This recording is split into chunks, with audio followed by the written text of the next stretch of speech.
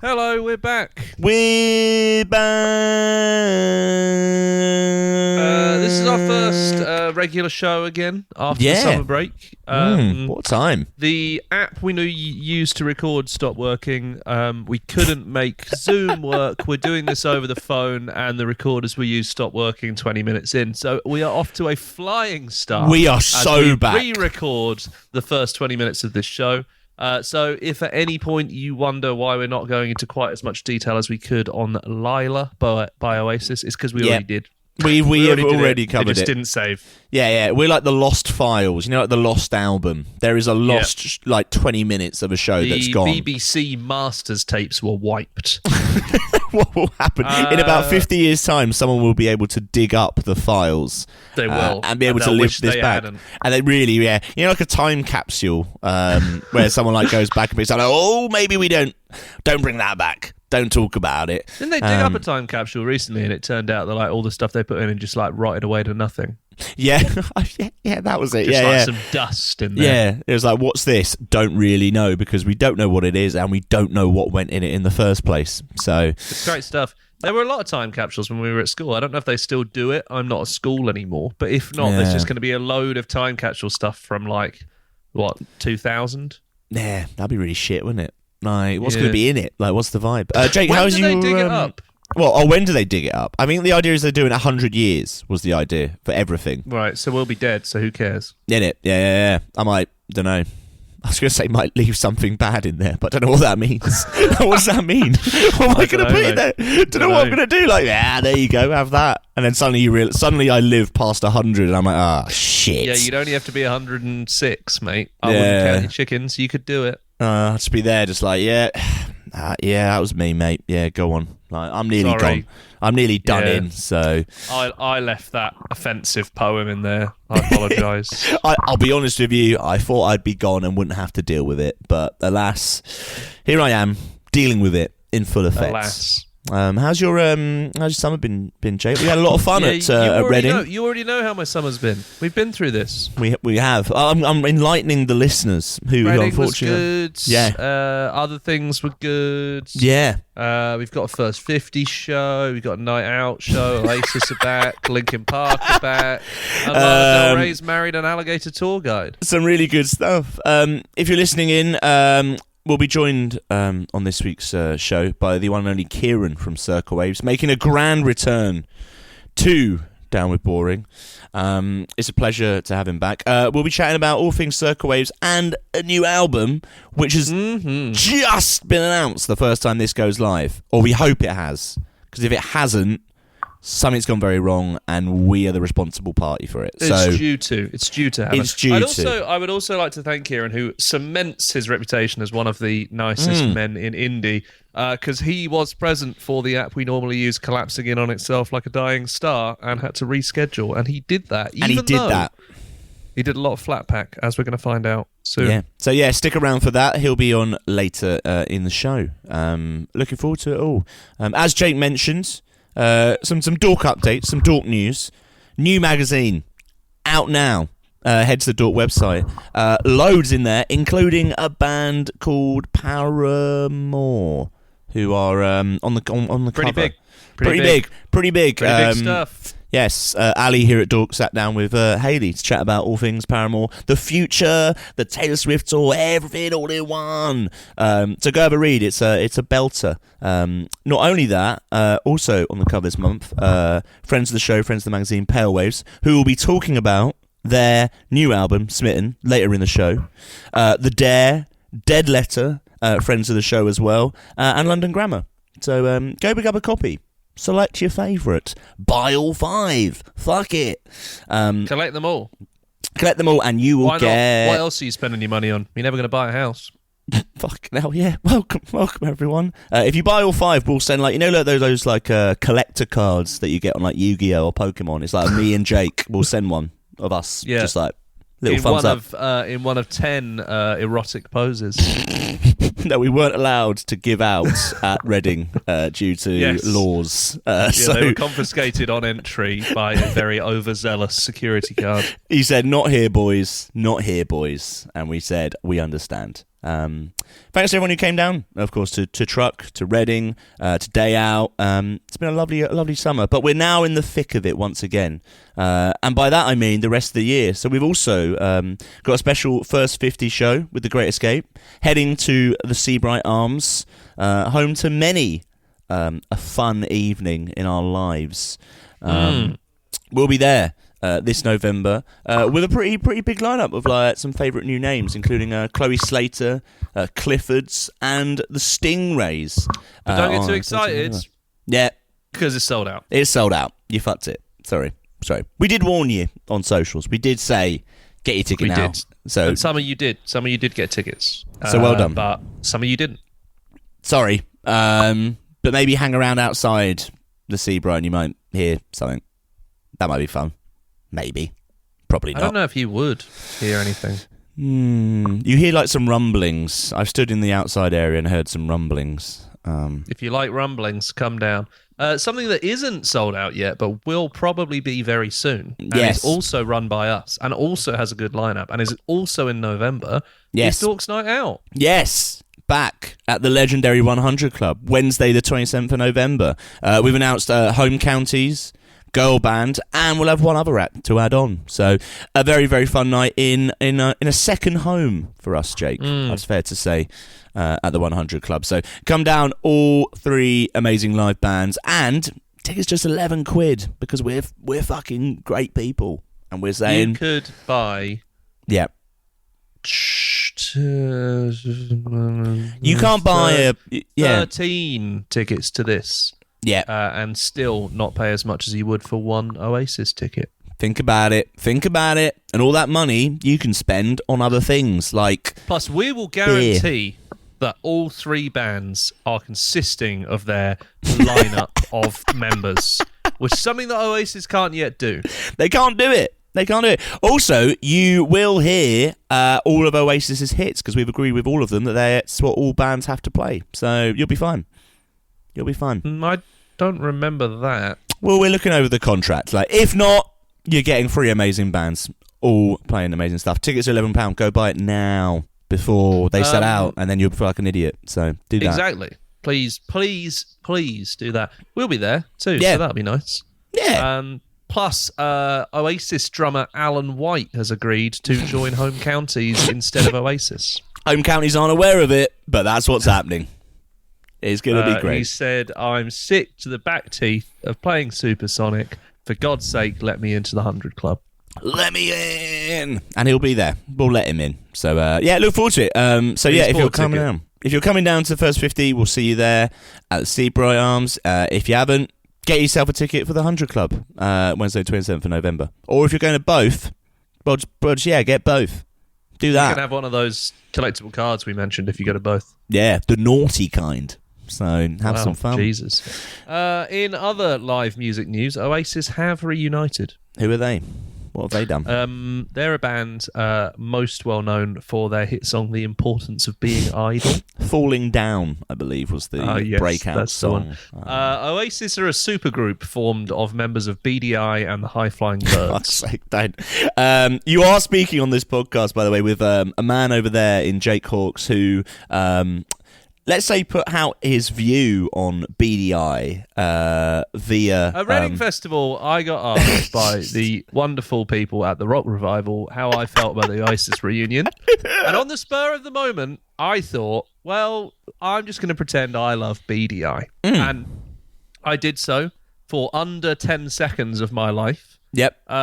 And they put the video up, and someone commented that they assumed I'd been saying that to everyone all day, and it's not even funny. And even my mate, Jamie, who was on the video, hated me. Hated. That whole Sunday at Reading, I'm livid. The internet remains unparalleled as a source of human misery. Amazing. Someone else also commented that I was taking the piss out of BDI, that BDI earned more in 1 minute than I earned in my entire life. That's probably correct, to be fair. Depends on the minute, I'd say. If it's the minute in the roller, probably not. But if it's the minute in four-letter word, maybe. The thing is, I'm 30. He is. So, I've got, I could earn some money. like real money. Yeah. You're an adult, Jake. Exactly. But I Yeah. mean, like, I've got a good few years to, like, invest in, like, really dubious but very lucrative stock market transactions. Crypto scams. Yeah. Exactly. I might earn more than even both BDI albums and their world tour put together. You never know. Probably not, though. Anyway, Oasis are back. Yeah, that's big news. It was the sort of news that, like, crossed over beyond music, front pages of newspapers, because all the absolutely everywhere. middle-aged men who haven't bought a gig ticket in 20 years started complaining about gig tickets being really hard to buy, as if it was a new thing. And then it turned out that when they complained, people looked into it. Yeah, but if you aren't a middle-aged bloke, they won't look into it. So thank you, Oasis, for shining a light. Yeah, thanks for Oasis for being an ally. Thanks. Exactly. Jamie and I compared set lists from Liam Gallagher solo and Noel Gallagher's High Flying Birds to work out which Oasis songs could be played in a greatest hits set that we haven't seen. Not have had the opportunity to see in either a Noel Gallagher or Liam solo set, and we think we've worked out that basically the only one is Lila. So 150 quid this next song cost both me and Jamie and a lot of you listening. Here it is. It's Lila.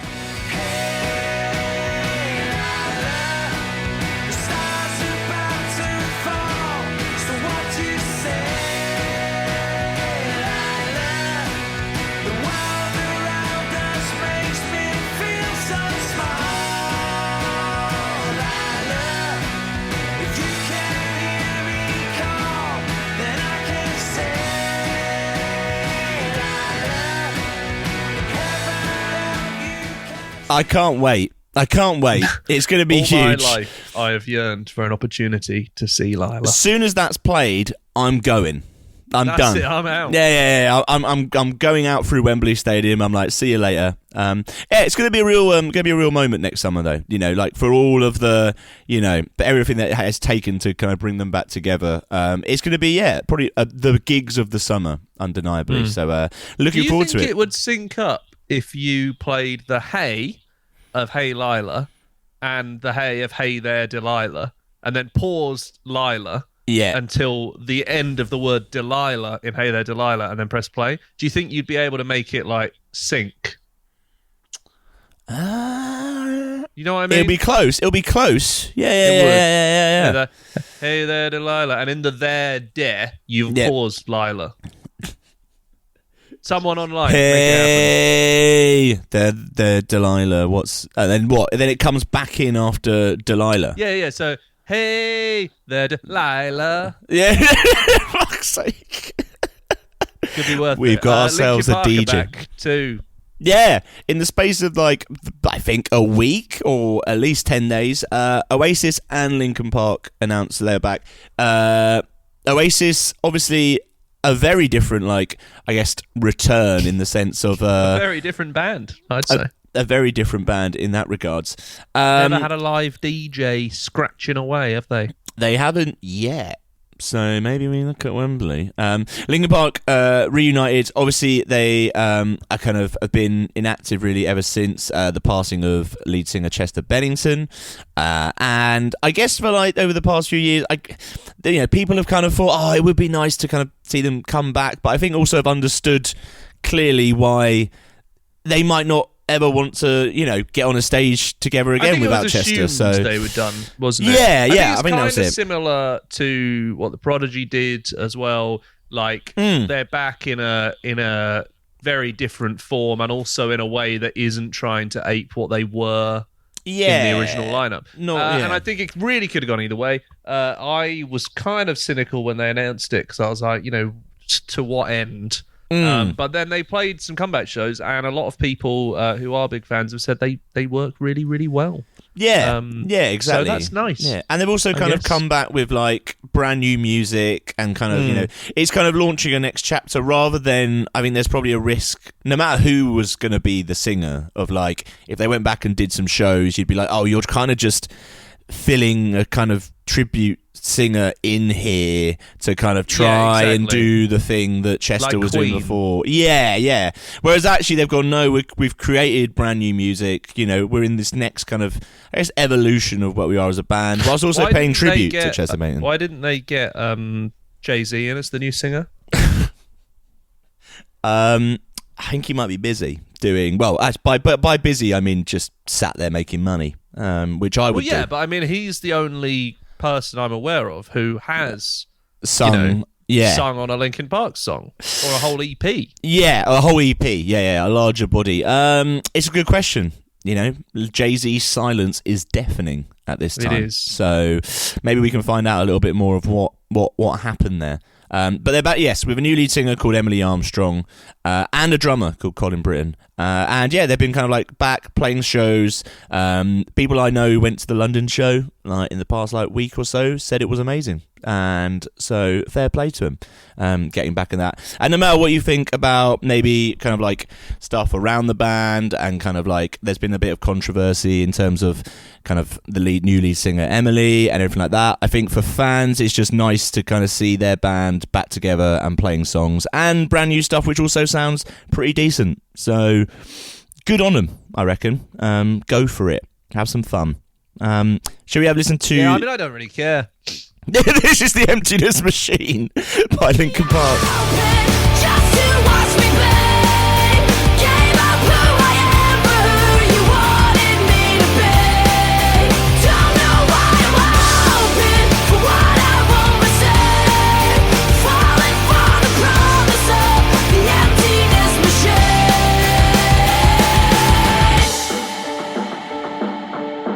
I only wanted to be part of something. I only wanted to be part. Huge tunes. I don't care because I was never that into Linkin Park. It's not that Well, I don't you're not. care. Well, you're not. Not that I don't care because, I don't know, I'm evil. I'm evil. You're not a fucking I was cartoon. actually a bit annoyed when Oasis came back because I was like, oh, I've got to get tickets to this one. Yeah, there's kind of like no choice. Like when there's a Taylor Swift tour, I'm like, I don't mind Taylor Swift, but I don't want to go enough to get into that. So that's quite nice. Yeah. That's Linkin not bad. Park are back, and I'm sort of like, well, it means a lot Something of people to someone, and good on them. It's like I don't watch football, so whenever the football's on, I think I can do whatever I want for the next 90 minutes, and I still be about as productive as every other man in the country. Yeah, you should see what Jake gets up to in that hour and a half when football's on. Just sit there watching Seinfeld or something and not feel guilty I'm not doing anything because football's on. No one else is doing anything. Yeah, you're fine. I actually play for QPR in that 90 minutes. Do you? Where do you play? Yeah. Well, mix of positions, really. Yeah, there we go. Yeah, for more cutting insight, goal attack. Normally. Goal attack. Yeah, this is a good time to announce that we will be launching a sports podcast in the next few weeks. Get ready. It's going to be called 15 Love, and it's all about men's hockey.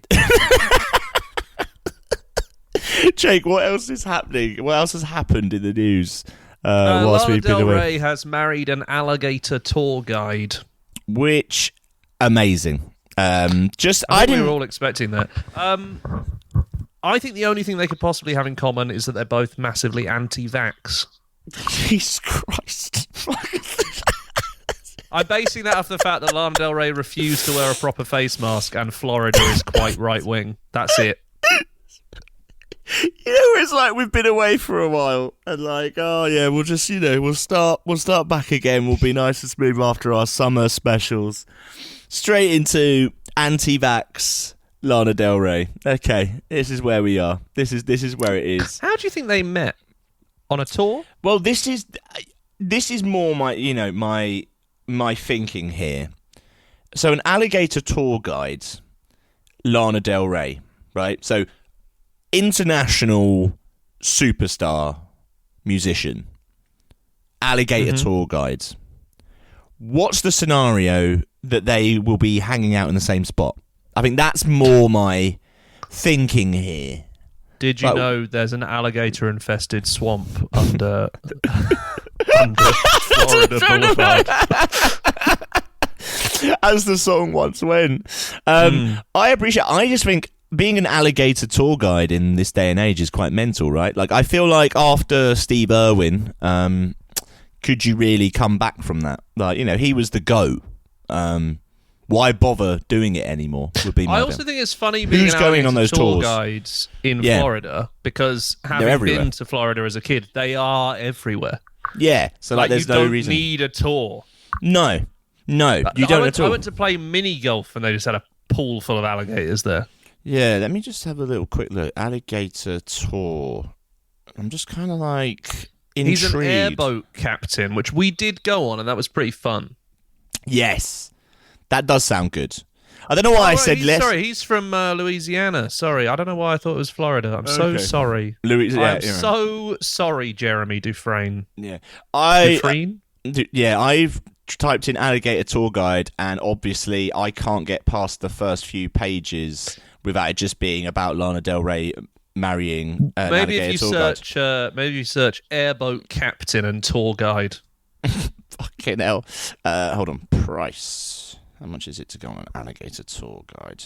Oh, okay. So this is an alligator tour guide in Florida. It's called the Alligators Unlimited Airboat Nature Tours. So I went on one of those. They take you on. They've got a big boat with a big fan on the back, and they go through a swamp. And occasionally, a man goes over the fan, which is really loud. They'll go like, "That's an alligator over there," and everyone looks at it. It looks like a log, and then you all take photos of it, and then he'll point at something else and be like, "Snapping turtle," and it looks like a rock, and you take a photo of that, and then you get back, and your hair's gone all weird, and you got bugs in your eyes. And then they take some money off you. Apparently it's nice. We were lucky enough to see 8 alligators ranging from 4 to 12 feet. 12 feet? Fuck That's off. too long. That's mental, isn't it? That's mental for an alligator. When I was like 11. Right, yeah.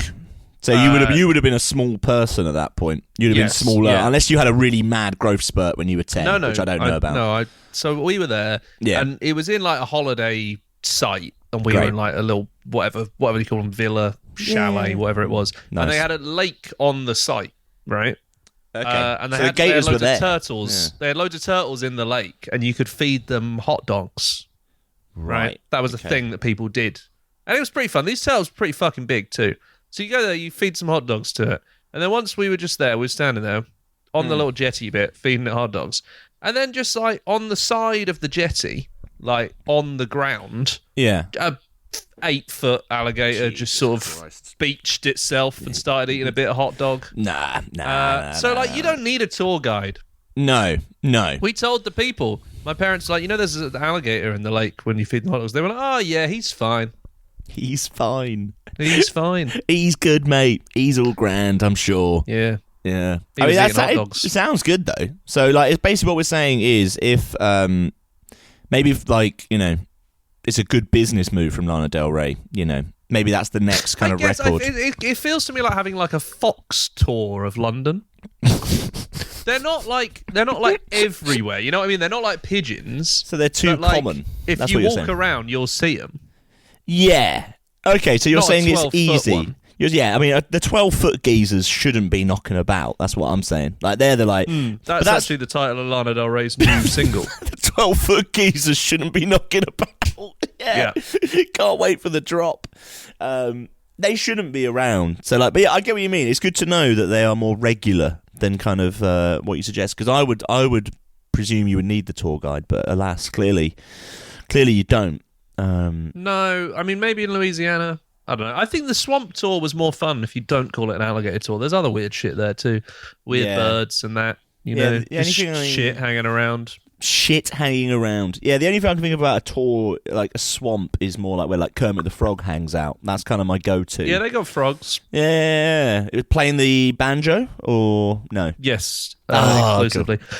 Sick. I will say, I don't much care for Lana Del Rey.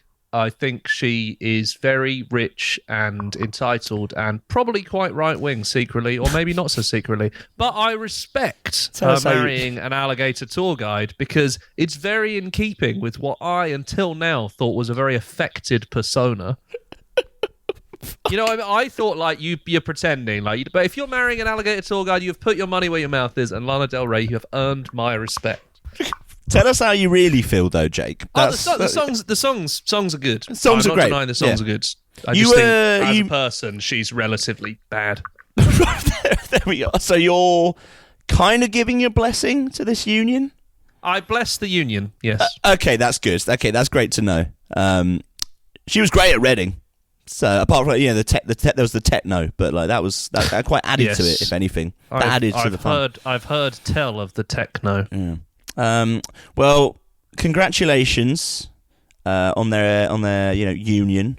I hope that maybe they launch this like brand new kind of like alligator tour range. That'd be quite nice. And I hope doesn't the story of Steve Irwin doesn't ring true at the end. Don't go near the was it the Stingrays? That was the issue, wasn't it? Don't go near them.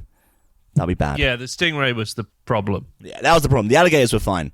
The gators were fine.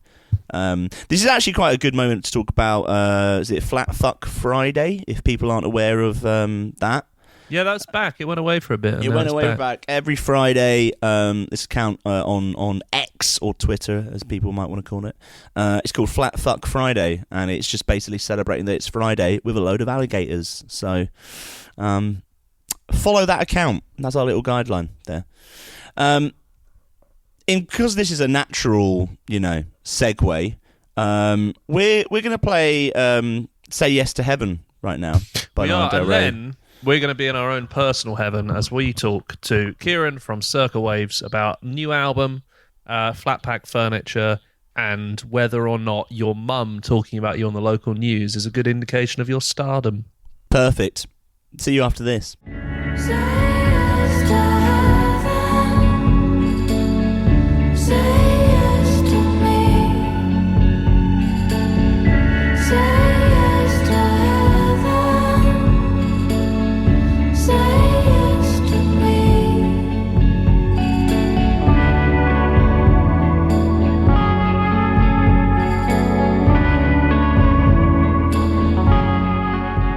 And we're back, everyone. We're back. We were just here a moment ago, and now we're here again, as we promised. And as promised, we're here with the one and only Kieran from Circa Waves. Kieran, how are we doing? How is life? Yeah, How's it going? it's good, mate. It's good. As I said to you before we pressed record, just doing a lot of flat pack. I've moved into a new house, and I'm regretting the decision. And that's the lifestyle of a rock and roll star, ladies and gentlemen. You know what, mate? It's predominantly flat pack and then like a little bit of rock and roll. What level of IKEA did you go for? Because there's like obviously like entry level, and then there's like slightly more expensive, and then weirdly they do some stuff that's like $7,000, but you still have to make it yourself. Oh no, we sort of you can do build your own wardrobe. Oh. So we did where you pick your own handles and then the door, and then Wow. it's a super exciting day out if you're looking to do something. And then it arrives and you have to build it, and it's the least exciting day you've ever had in your life. Well, did you know that there's people that do that? That's their only job, is to build your flat pack for you. Yeah, but that to me just feels like it's designed to be built by a normal human. So I'd feel so depressed if I'm bad at it. I am bad at it, but I'm like I can't really admit that I need someone else to do this because it's designed for people to be able to do. Am I so pathetic? So anyway, this is where you say that you hired someone to do it after. After all that, yeah. No, I did do it, but now I'm thinking that in the future I might hire the IKEA man to come and do it. I don't know. You'd lose your status as a sort of a modern lumberjack if you did that, I think. Which you've been desperately trying to achieve. I've been honing that status for many years. But Yeah. I The don't mind if it manliest goes man in in. indie. Yeah. Oh God. Yeah. Put it on the tagline. Put it on the tagline right now. Who does that actually belong to? The manliest man in indie. Ooh. I tell you, it's not a very manly men genre, is it? We're not known for our rugged outdoorsmanly pursuits. No, or like skinny jeans. Well, people don't wear skinny jeans anymore, but they were never meant for the burly men, manliness were they? nature. Are we looking? Seb from Viagra Boys is massively into fishing, which feels a bit outdoorsy. I don't know if Ooh. that, that's all I can think of. It's the only person I can think of in indie that does an outdoor pursuit. I'm sure there's others. I play a lot of golf. That's outdoors. That's I don't know. yeah. I don't know if it's rugged though, is it? It's never been. Nobody's described golf as rugged yet. Yeah. Yes, yeah, it's coming through. I guess like the manliest man though, like, are we talking like you'd want them in a fight? Like you want them with like by your side in a fight, or do you I just feel like it's the classic one. If your car broke down, who would you want in the car with you? Oh, good shout. Okay. Probably Guy Garvey. Wait, is he indie? Oh, good shout. I don't know. Good shout. I don't know if he's indie, but yeah, weirdly, I agree. I feel like he'd be like, oh, it's just a combustion back driver. Yeah. Guy Garvey can change tires, ladies and gentlemen. That's all he does. Yeah. So that's what, yeah. He actually comes around and does the IKEA furniture. He'd be pulling a like foldable like car jack out of his inside pocket. Like, I always carry one. That's telling you the most beautiful poetry. Yes, yeah. Actually, would be a really pleasant car journey. So, Guy Garvey, if you're listening, we're around. I don't think he is. I don't think he is. No. I met Guy Garvey once. He told me he was getting married and he hadn't told anyone else yet. And then he left the room in the South Bank Centre I was in, and I was very perplexed. You have like a trusting face, Jake. I guess. Must tell you the news. It was like a young journalist thing at the South Bank Centre, and he walked into the room, and I was the only one that had like got there by then. And he was like, "Oh, I'm just really happy because me and my wife are getting married. Haven't told anyone that yet. Anyway, I'm going to go grab a coffee." And then everyone else came into the room, and I was like, "Guy Garvey's here. He's getting married." Oh, you told everyone.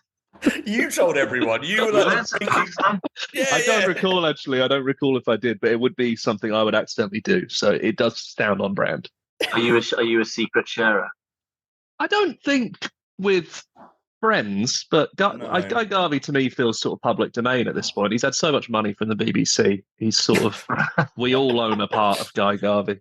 Oh, I see. Brilliant. Right, you're looking at the TV license sort of approach. Yeah. Like he does that like Radio 6 thing, Radio doesn't 6, he?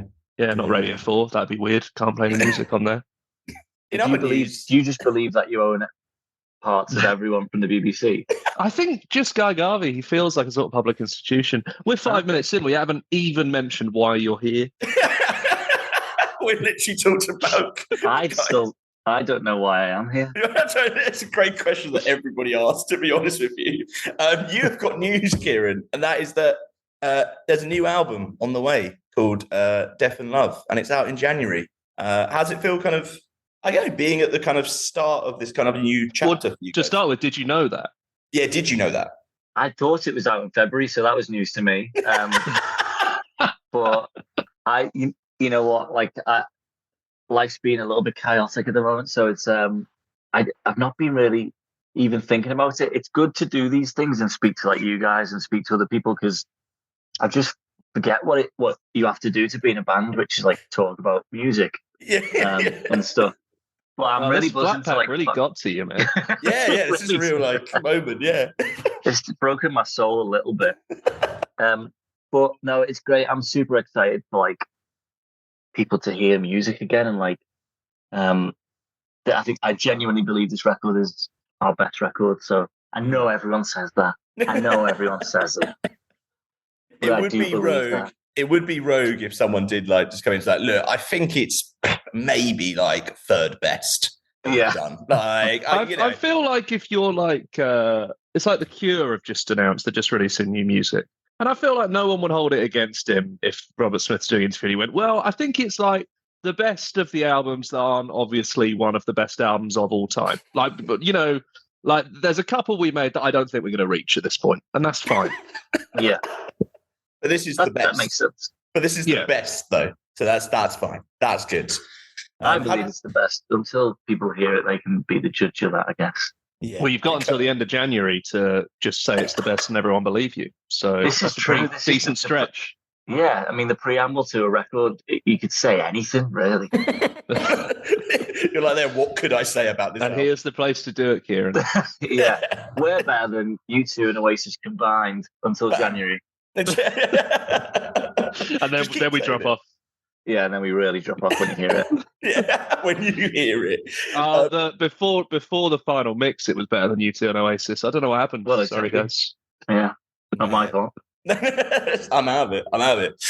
Did it I guess this album, did it come together quite, I guess, quickly and naturally? Like when did like those kind of like, I guess, first I don't know, like first like bones really of what it would become kind of like start for you guys? Well, I think like we sort of were touring the last record quite a bit. I got like this heart condition where I thought I might die. So that was scary. And so I had a lot of time off to think about that. And I kind of just, in my head, I was like, I want to make a record that I just fucking love, that excites me, reminds me of the music I used to love and like when I used to dance around in my 20s and go to indie clubs and stuff.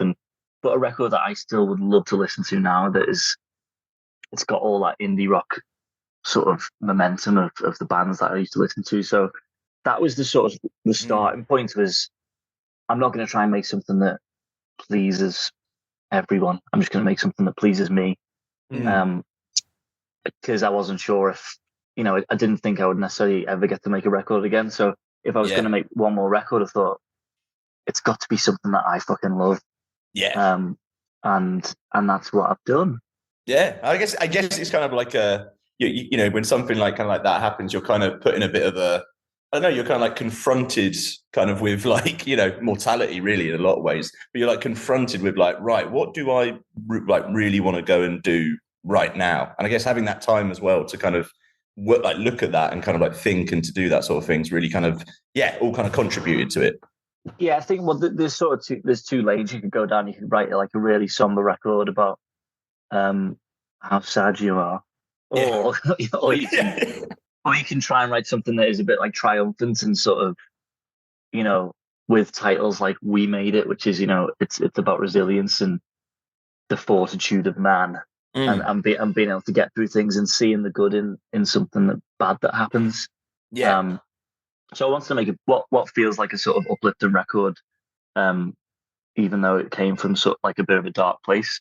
Yeah, and that's it. And I guess as well from kind of like, I guess being in a band now for, such a, over multiple albums and everything like that, you're kind of like almost, at a completely different place as a band. But like, can you kind of like see that kind of like change, I guess, in you guys? Like, can you feel that change in terms of, obviously compared with like album number one, but even like the past few records, can you hear that change in kind of like what you're doing and kind of where you are as a band? I think so. Yeah. I think it happens naturally, like experience. Playing thousands of gigs and I'm writing thousands of songs. You just, the songs become a little bit more refined, and the lyrics become a bit more, certainly when you have like something like What Happened to Me, the lyrics become a bit more, they seem to have more intent than the first record.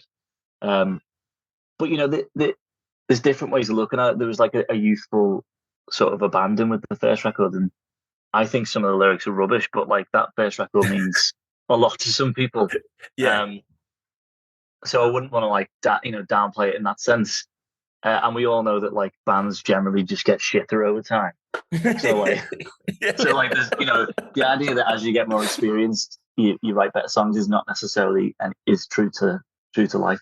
But I do think with this record, these are better. Yeah. And I guess that, like you say, comes from those kind of like, obviously like playing kind of like obviously stuff live and kind of like having those like live moments as well. Like, is that kind of like now with like this record and kind of everything that's kind of like, I guess, happened in the past few years, like, do you have like a different almost ambition in mind for like yourself and like the band as well? Like, has that kind of like changed in the past like couple of years with it all?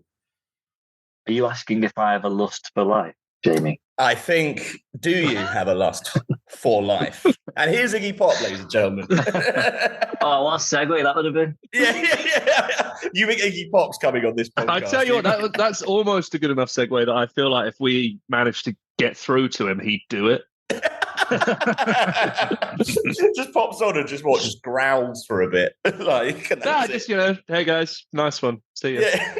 Is that what you want from Iggy Pop? Well, because he's got one of those shows now as well, hasn't he? Like, like Elton John's Rocket Hour and stuff like that.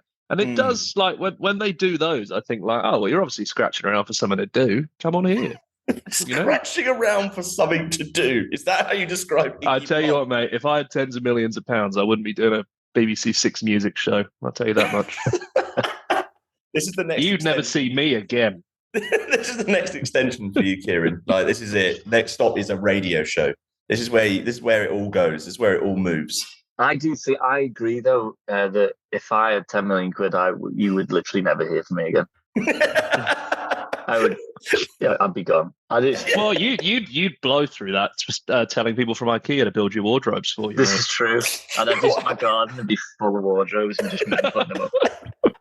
Sort of mad power trip, ordering flatpack just to make other people make it. Just pointed out the window. Yeah, look at that. Nearly done. That's nearly done. Sweet. I don't think you could buy enough flatpack to get through 10 million quid. No, The world flatpack that covers that. Kind of like the idea of like, yeah, you seize the world's supply of flat packs. No one can get a flat pack because you've just purchased all of them. There's not a Billy bookcase left in London because Kieran's had them all shipped up. That's the ambition. But then I could like sell them at a really inflated price like that. You know the way they hold back diamonds. Yeah, I could hold back flat pack. The De Beers of IKEA. Exactly. And the wardrobe would like shoot up to like 17 grand a wardrobe. So you had a sort of you came face to face with your own mortality and decided to become a monopolizer of flatpack. Yeah. Well, I just feel like, you know, I'm lying there in the hospital. I thought, what's not being done? And you thought this new album by Circa Waves and also monopolizing flatpack. Yeah. If the two can go in tandem. It's ambitious. Both are as ambitious as each other, to be fair. But, oh, that's the goal. That's the vision. will I succeed? No one knows. no one knows. Can't wait for the tour where the staging is just all flat packs. Oh, that could be sick, actually. Yeah, now you're thinking about it. Like the Plus, plans. relatively cost effective. It probably would be, yeah. Although you'd have to get guys to take it down. We'd have to bring the IKEA guys on tour with us. So they get 5 of them in the bunks, and then after each show, they have to get this unscrew it all. Special. I'm more imagining at festivals. That would be really great. Just like, oh yeah, sorry, these are all of Circa Waves IKEA guys. There's a thing. They have to be in here. Just let them run. Separate dressing room for the IKEA lads, please. Yeah, obviously. Call it like a production room. That's it. Yeah. That's it. This is actually my wardrobe tech. And not in the way you'd think. Again, I'm sorry, I can't. All I can talk about today is flatpack. Apparently, Jamie, you were having a pretty good run there, actually talking about the album. So, is this the way that you pulled it back? That's boring. Yeah. Look, the album's coming. The album's great. You know, music's great. Band are great. That's all you need to know. Furniture's even better. Flatpacks go. Is someone having scaffolding taken down in the background there? Sounds like a load of metal poles being dropped on the ground. To give you an idea, outside the window of the office that I'm currently in, they are building the London Museum. Oh, shout out. Which is currently happening. So there's a lot of guys in like high vises walking around. It is raining, so it is not a good day for them. No. So shout out them. Doesn't that already exist? Yeah, so they closed the site and they're opening a new one in the old meat market in Smithfield. I used to do PR for it, but don't anymore. Shout out Bree Wilkinson, who took over that job. Yeah, that's a real left turn. Just like so, this is what's happening with the London Museum, by the way, Kieran. Well, I've got out of date info, to be honest. I only know the ins and outs from about a year and a half ago. But I can put you in touch with the PR person if you want, Kieran. I'm sure they've got some info. That'd be great. Yeah, that'd be great. Yeah, maybe you can play the opening. That would be good. I wonder if you pay well. Jake, do they? I wonder that too. Anyway, let's move on. What we're going to do right now is we're going to play "We Made It," which is the first cut from the new album. We're in as early as we can be, aren't we? This is coming out on the day Yeah, this is mere hours after the news is broken when you can Incredible first stuff. we can first hear this. So yeah, we'll have a listen. This is "We Made It" by Circa Waves. Found the bottle like so many others that said you like a racehorse. I said you like a blowtorch. I said it took a long, long time to get here, but yeah, we made it. Yeah, we made it. Every silver line was a gold mine as the sun was fading. A tune, a banger. A banger. A banger. Annoyingly, because of when we're recording this, it's in the future now, but in the past when it comes out. But hypothetically, how do you think the tattoo event is going to go? Oh yeah. Pretty good, I think. So we've got a song called American Dream, and they were like, what do you want the tattoo to be? And I said the Statue of Liberty holding Liverpool's Radio City Tower, which is like a radio That's station. amazing. And he did it. And it I looks love amazing. that you said that as if it was like the obvious choice. Like, that's not mine. Of course, it'd be the Statue of Liberty holding the radio tower. I find that sometimes being in a band is just saying stuff and seeing if people do it. And Like And, like- a couple of years ago when you got Jamie on a beer bike in central London. exactly. and that happens. That happens. Yeah, it's just like, can we ask them to do this on a tattoo? And they've done it. So Yeah, so just for background for anyone listening who isn't au fait, Friday just gone, Friday now for us recording, there's going to be an event where I think nine fans are going to get a free Circa Waves tattoo. I think there's like yes, or I don't know actually. It's roulette. Oh right, yes, it's roulette. So Yes, yeah. You spin it. Is that roulette? It's more of a spinning wheel, and then A Wheel of You get it. Fortune. like a wheel of misfortune, and you get a Circa Waves based tattoo, and each tattoo represents a song title off the record. So that's it. You know, the people who get a lot of tattoos, I suppose, will be okay with getting a really random tattoo. What would Yeah. happen if like someone's gone along who's never had a tattoo, and this would be like their first tattoo? I Like, feel this like you have to have some kind of quick chat with them to make sure they're not insane. Well, yeah, the dude who's doing it apparently is like absolutely awesome. I don't know much I about thought you were tattoos. going to say absolutely awful then. There'll be terrible designs on it. Yeah. Oh, Yeah, he's God. not very good. He uses tracing paper. He's not very good. Just No, a I bloke don't- in a car park. That's it. I don't know. I don't know if someone's getting the first tattoo there. That would be interesting for them. What a wonderful way of putting it. I love that this is coming out afterwards as well. So they're like, I got my first ever tattoo and it's Circa Waves on. I wonder what Kieran from the band thinks. And you've gone, yeah, that's interesting. Well, I think what I was trying to get at was the guy who's doing it's really good. So if it's going to be your first tattoo, at least it's going to be It'll be a good one. Yeah, well made. So like you're not going to get something that you regret. I don't think, I don't unless you think- get it on your forehead. Well, that ruins my plans for later because I was going straight on my face. Straight to the pod. Straight to that. We'll keep an eye out for the incredible shots that I'm sure to come from it, but it's a good one. This kind of reminds me of when was it Life, Jake, who did a gig in a kebab shop? It was. launching an Yes. Yeah, it was an interesting one. I don't know if you would ever perform, Kieran, in a fast food establishment. For It depends on the fee. I don't think you'd have to pay much. I think of all the places to do one, a kebab shop is one of the places where the guy who owns it would fully just be like, well, if you're renting the place out, it's going to be pricey. You know what I mean? There'd be no like free publicity things. It would literally just be like, if I can't sell Donnas, you're covering costs here. Yeah, maybe you have to buy a doner on the way in. And that's Everyone's just Like an in-store, like when you have to pre-order the album to get it, you have to Yeah. pre-order a chicken shish to get it. exactly, yeah. It's just like tahini flying everywhere. It's just disgusting. Like the box park footage during the World Cup, but it's just kebabs. Yeah. Oh God. you just walk out. You're like, well, this is interesting. No, This was very interesting. This was a bad decision. We're doing the tattoos next time, guys. This has gone horribly. Exactly. I look forward to seeing what comes from it. But we've come to the part of the show where we ask the real serious question. Yeah, it's all been very straight-laced so It's far. all So we're been going to let very- loose a bit, I think, now. Exactly. Jake, do you want to give a little bit more on what we're going to be doing here? Yeah, so based on We Made It, we're going to do a game called Have We Made It?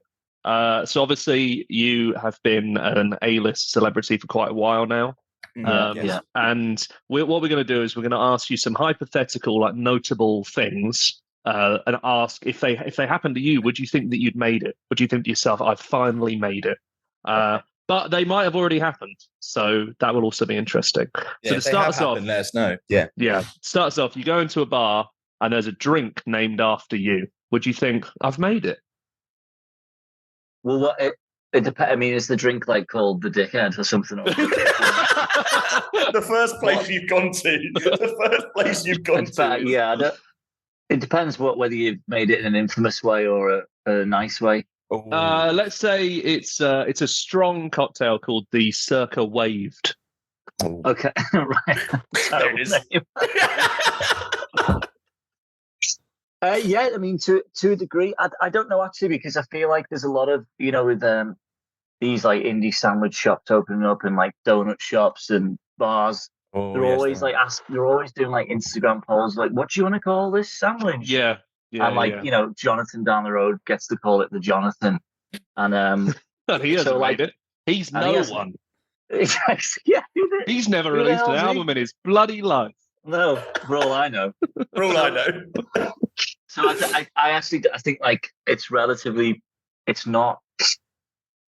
not within reason for a It's not. regular person on the street to get their name in It's a not bar. what it used so to no, be. The bar's too low. I yeah, understand I'm gonna the bar is physically, metaphorically, and literally too low. That's literally. You could have like, I guess what? You could have a selection called like Young Chasers. if you That's a will. good one. There Yeah. you go. That'll be one. Again, yeah, probably bar's too low, isn't it? I think for that one, I would be like, oh, that's really cool, but I wouldn't be like, I've made it. Yeah, not enough. You could have a doubles called Two Shot Weather. Fucking hell.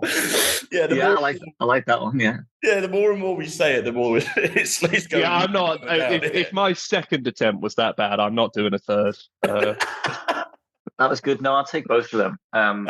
Thanks, fellas. Yeah, you're welcome to them. If you ever open an indie bar, fingers crossed they make it. Yeah, hopefully. There it is. Another one for you. Someone recognizing you at the shops.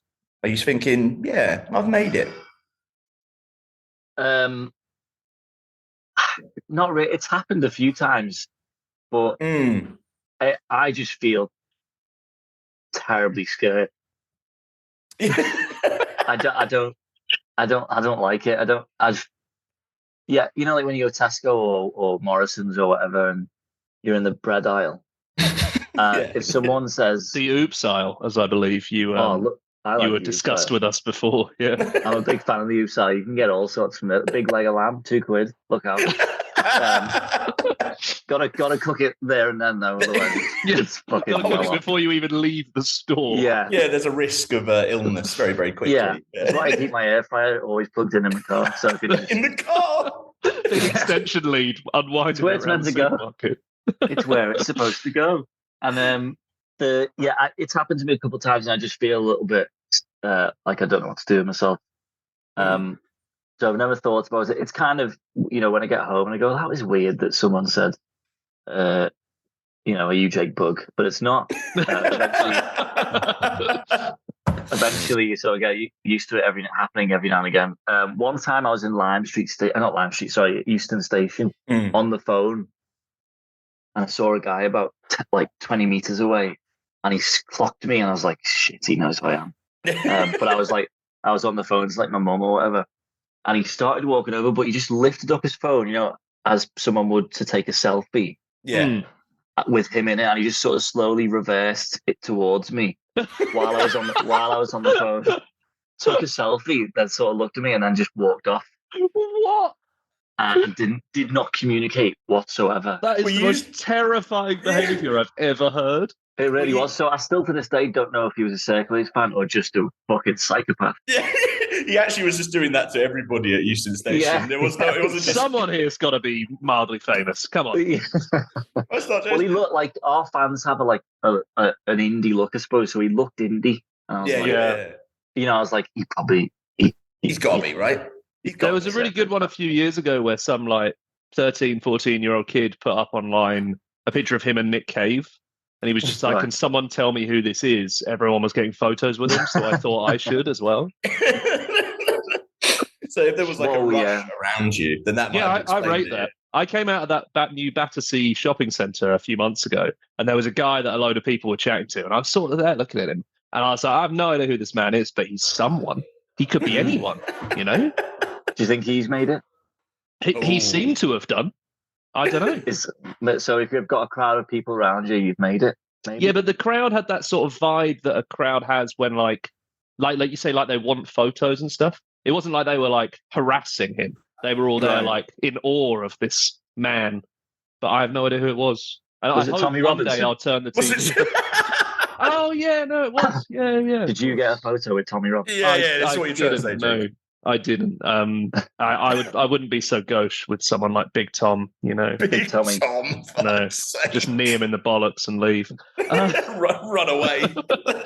He's only like 5 foot, isn't he? I don't think he's too threatening. It'd be hard for you to name in the bollocks because it'd be That's so. true. You would need him Yeah. to face by accident. Yeah, that's it. It's Yeah. gonna bounce off. So we're saying you're feeling like it hasn't made it. If you're No, I don't think you've made it. No, because it's quite a common thing. I think for minor celebrities like myself. Also, Wow. like Okay. you could be like Jake could be recognised down the shops if it was someone who just knows Jake. Like, Exactly. Like, it could be a school teacher. If you're just talking about, Sorry, if you're just talking about general recognition, Why would a school teacher know who I am? I don't know. Like you're one of your school teachers. I'm is what I'm 30. You think I had a beard in like year 9? They're still alive. Like they're not all gone, mate. Yeah, but they're not Kicking going to recognise. Whatever. Fine. Let's move on. Next one, Jake. Your mum being asked to go on the local news to talk about you, oh wow. Mm. Um, and not in like a killing Crime watch spree way. Yeah, not Yeah. crime watch way. in a band Surprise, way. house. Okay. Yeah. No, I think that I would say that has made it because that's not happened to me yet. So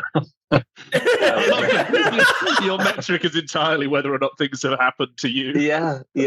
Well, that's what a sort of self-deprecating thing to say. No, I think yes, because getting on the news generally is hard for anyone in music. So for them to ask your mum to go on the news, that's next level kind of stuff. You have to know be what I a star at that point because it's a show. We can't get you. We have to get someone else around you to talk about you.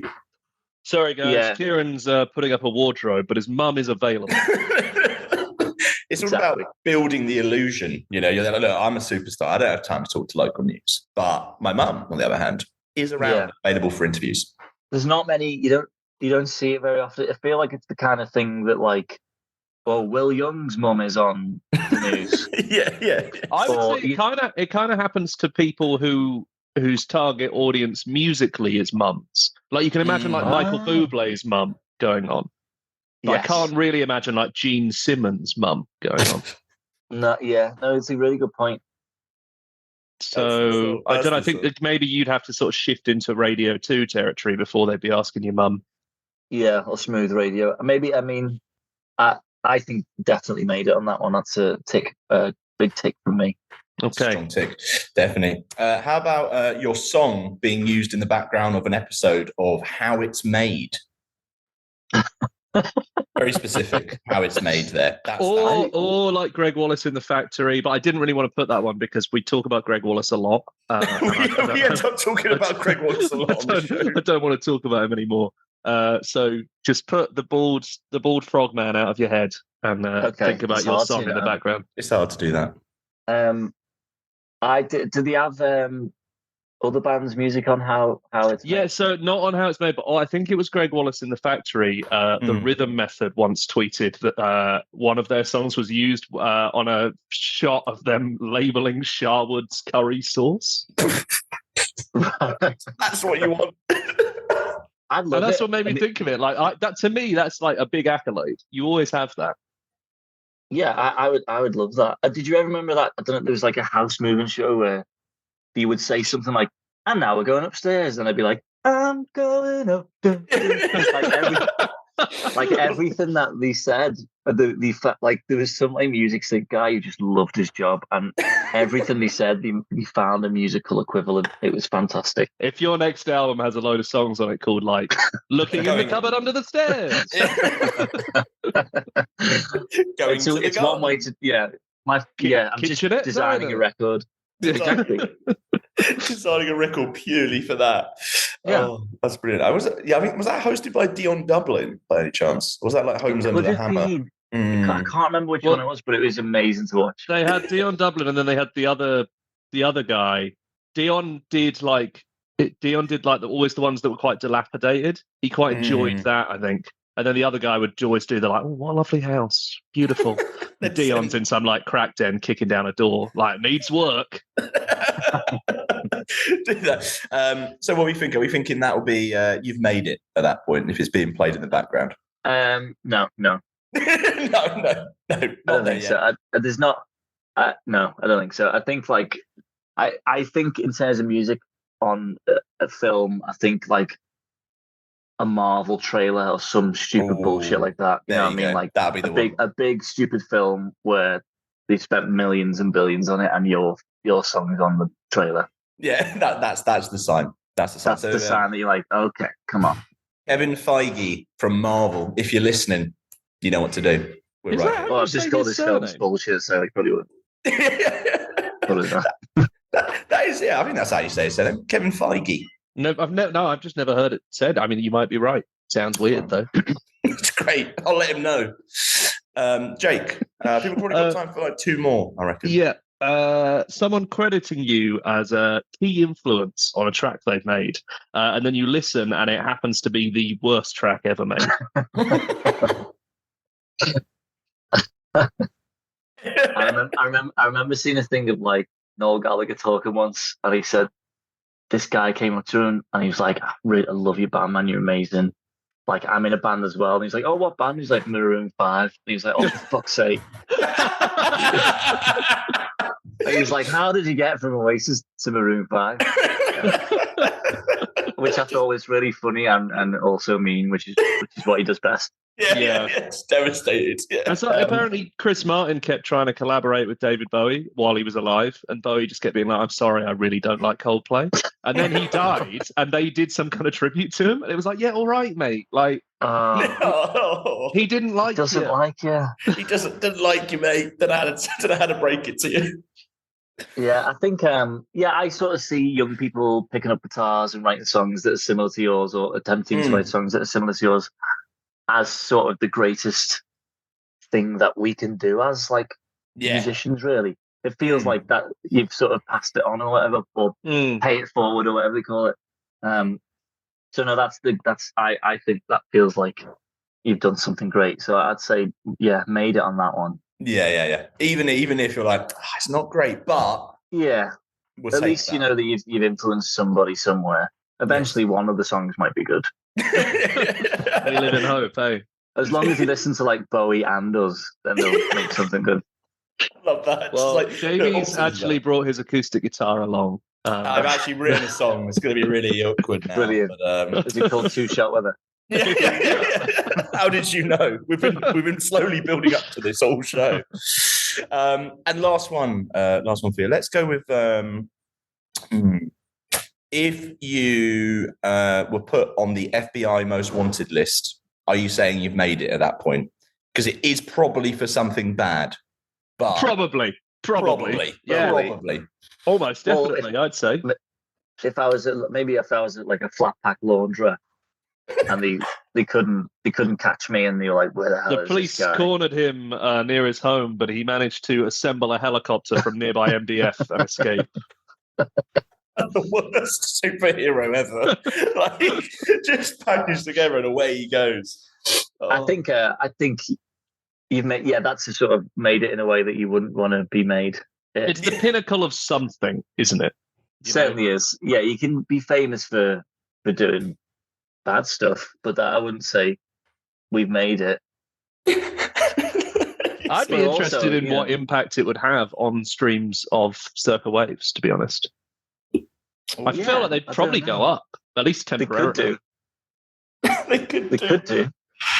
Don't use that as like a marketing meeting. Don't use this as it's a final option, isn't it? 10 albums from now, you've got it in the back pocket if you need it. I also feel though like the phrase "we made it" could be like, "Oh, Greg's is closing in 10 minutes," and you leg it, and you get there, and you're like, "Oh, we made it."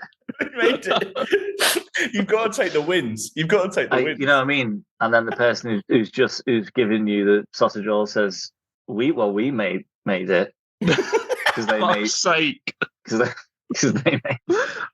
Thanks for explaining. Thanks, Kieran. So we can cover many bases with the title. I like it's so versatile. Thank God you chose it. I like the idea that like now when I listen to a song, I'm only going to be able to think of like just this meeting in Greg's between like you, a mate, and the person who works there about like a sausage roll or a chicken bake. Well, that's what the song's about, Jamie. Yeah. I mean, of course, yes. It is enjoyable that you said, obviously, like the build up to the album and this idea of like this kind of lust for life, and it turns out no, actually it's about getting at Greg's just before they close. They do discounts if you quick, so it's good. I mean, is that not what life's really about? Oh wow, what a note for us to end on, eh? Yeah, that's like a put that on a t-shirt. Put that on a t-shirt now with a big pasty on it. Greg's, if you're listening, this will be it. Kieran, it's been, as always, a pleasure. Thanks for swinging by on a big day for you in terms of the album coming, being announced and everything like that. We're gonna play another Circa Waves song. Obviously, there's only one song out from the new album, so we're gonna play "Do You Want to Talk?" Because it's a tune and it's a banger. Kieran, it's a pleasure. We'll see you very, very soon. Good luck running to get the last sausage roll from Greg's. And good luck tattooing people. Thank you very much, fellas. Always a pleasure. I'm not thinking straight. I guess I'm gonna pay for this. Do you wanna talk? Do you wanna talk? Do you wanna talk?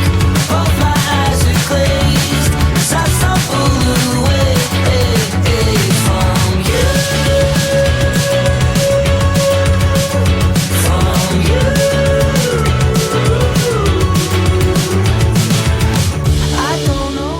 There we have it. There goes Kieran from Circa Waves. There he goes. There he goes again. There goes my Kieran off into the distance. Deaf and Love is out 31st of January. Go have a listen to "We Made It," which is the new song. Exciting stuff. Tune sounds great, and Circa Waves always a band who deliver. In always big style. A band. They certainly do. Looking forward to it, and looking forward to them getting back on the road as well. So good stuff. Speaking of music, speaking of bands, speaking of all of that, should we get on to some new tracks? Jake? Would love to. And we are now officially on the part of the show we didn't record before the equipment fucked up. So this is brand new. We're fresh. This is it.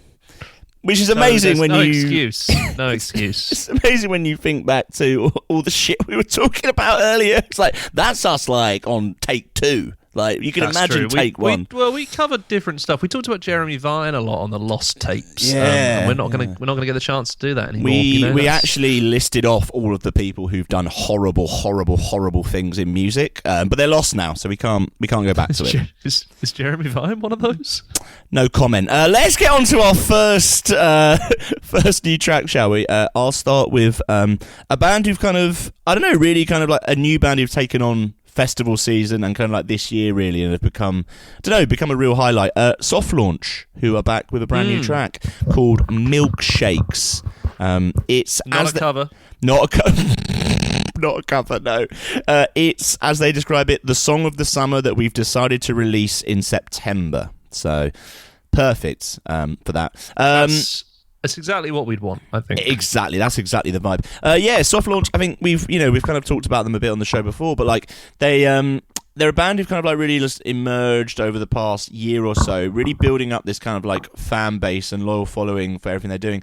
Just kind of really making this sort of such a variety. Music. They are making music. That is correct. They're making this like variety of like different sounds, led by like harmonies, swapping instruments, and all just with this like very like quick knack for making just like feel good songs. Like so, this one, Milkshakes, is it kind of is just this like really fun, vibrant, sort of like disco, funky, sort of like summer tune that's like perfect for this occasion. But if you look back on stuff like, you know, Piano Hands, which is a lot more like harmony led, and Cartwheels, which is a little bit more scuzzy, it kind of shows this band who've got like this broad range, which is really interesting. And yeah, just kind of like seeing them and hearing them live, I don't think there's a band that's like them right now. And it's just everything is this core of just fun and a knowing that they're kind of like very much like we know what we're going for here, and it's very assuring. Maximalist, which I enjoy. There's very like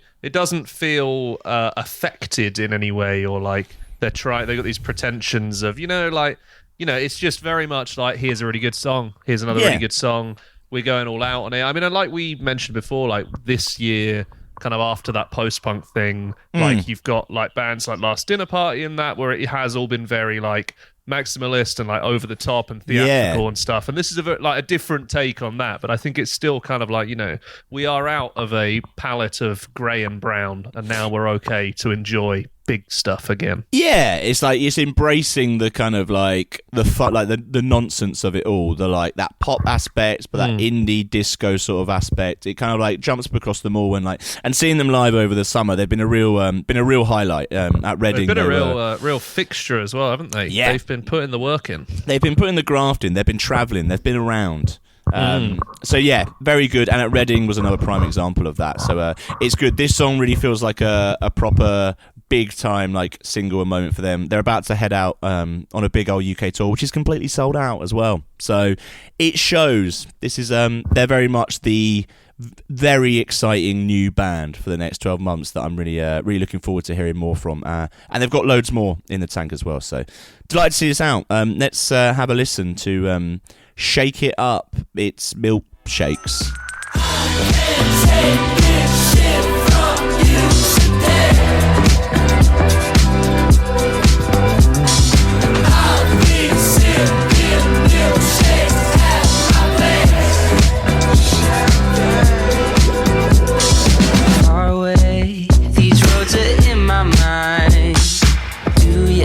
Take the time to question why you talk that way. There we are. That wasn't a very good segue. I'm going to be honest with you, mate. Yeah, look, we're rusty. We're rusty. Like, we're getting back into this. I'm not rusty. Beg your pardon. That was Soft Launch, Milkshakes. A big tune. Jake, what have you you got another little slice on the Barbie, if you will. Yeah. Speaking of over the top nonsense, it's Sports Team. I don't know if you've heard of them.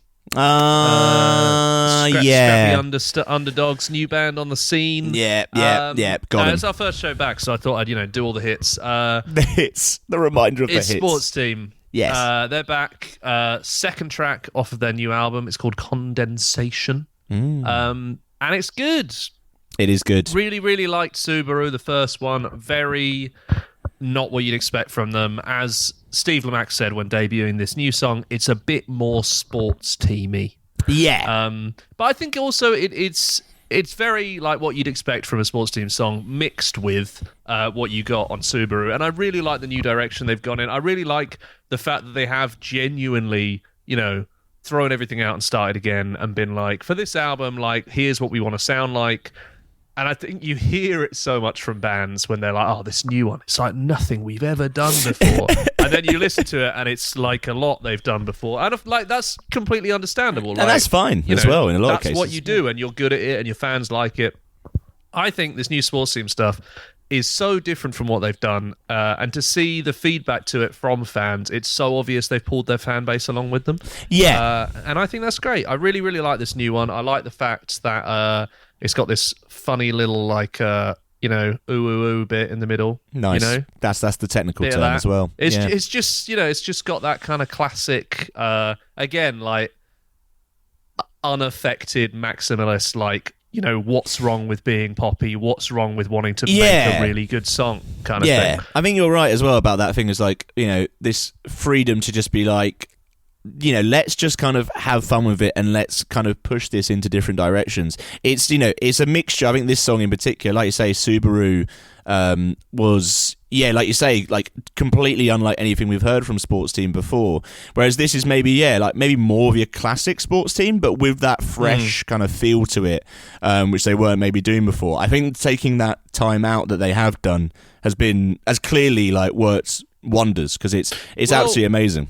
When I spoke to them for the cover of Dork, which I hope you've all read. You've all read. Pick up a copy now. They were saying like they wrote Gulp, the second album, so soon after the first one. Yeah. And then it took so long to come out that by the time it came out, they'd kind of moved beyond or away from that sound. So you've got even longer than it feels like, basically, between those two albums. And also on this one, like, you can hear it. I mean, they were saying like they worked with like Jules Holland on parts of it. They got a sax in on Subaru. Yeah, like it was this thing where like they've obviously like had a couple of years to sort of like play around and experiment and actually like get good at the stuff they're experimenting with.